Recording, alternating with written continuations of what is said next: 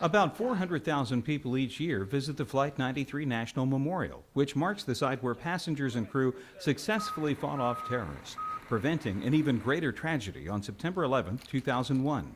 Despite its place in history, however, the site holds one surprise for many people. Did you have any idea that this was a former coal mine site? No, I did not.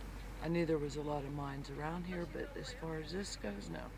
But you, on the other hand... I knew it was a coal mine site. Because? Because I'm a heavy equipment operator for a coal company. You could tell by looking around, but if you're not a coal miner, you strip miner, you wouldn't know. In fact, most of the site is dominated by decades of surface and underground mining, now well on its way to full reclamation. But on the day of the attack, the mine owner had completed only about half of a 5-year period of the required reclamation. After the crash, the national park showed up and wanted to create a memorial, but the whole property was owned by PBS. So the families of Flight 93 stepped in and said, hey, we'll buy the property from the mining company, PBS.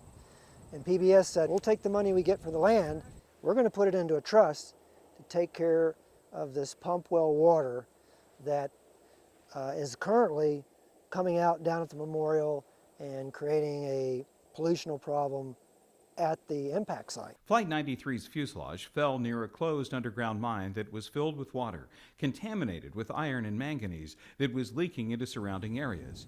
The company had already installed both passive and active cleaning systems, but there were problems. Once the plane crashed, that changed the game dramatically, because no longer could we have a mining company operating the treatment system on the site, because it was now going to be a national memorial. Because of the memorial's significance, local, state, and federal officials and the families of Flight 93 wanted to keep the treatment areas to a minimum, but also effective in protecting the site from polluted water.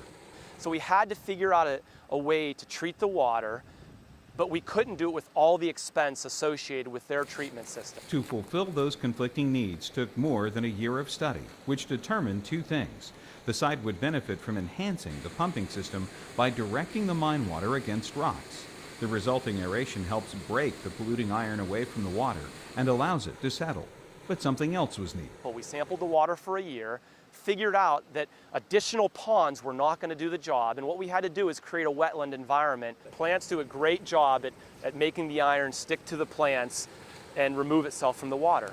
To create the wetland area, the Office of Surface Mining, Reclamation, and Enforcement has provided a $312,000 grant, which will provide for construction during fall and winter 2012. The project will take about 8 months to complete, but it will eventually provide another, more visible enhancement to the memorial. Currently, visitors have only the most basic facilities for sanitation. The designers of the project believe that if all goes as planned, the cleaner water will be sufficiently pure to use in the memorial's rest areas and also for irrigation needs at the nearby tree planting and mine reclamation projects. For the U.S. Department of the Interior and the Office of Surface Mining, I'm Chris Holmes.